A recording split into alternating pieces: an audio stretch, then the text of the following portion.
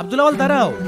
কি হলো বাবা? বাড়িতে মেহমান এসেছে, তাড়াতাড়ি গিয়ে নাস্তা নিয়ে আসো। এনাও 20 টাকা। আচ্ছা ঠিক আছে, মেহমানের জন্য নাস্তা নিয়ে আসে, আমিই তো খাবো। দুষ্টু ছেলে কোথাকার। আরে আধা ঘন্টা হয়ে গেল এখনো আব্দুল আওয়াল নাস্তা নিয়ে আসলো না। ওই তো চলে এসেছে। কি ব্যাপার, আসতে এত দেরি করলে কেন? আরে নাস্তা পানি কোথায়? আরে তোমাকে তারা 1 টাকা যদি ঠিক মতো হয়েছে। বাবা আমি যখন দোকানে গিয়েছিলাম। কিরিমালা পাউরুটি, এটা খুব ভালো ওই লাগে। কিরা কি করছিস? ভাই খুব খিদে লাগেছে, একটু খাতি দেন। সকালবেলা করে দোকান খুলতে পারলাম না, ফকির এসে হাজির হয়ে গেছে। সরে কেনতে?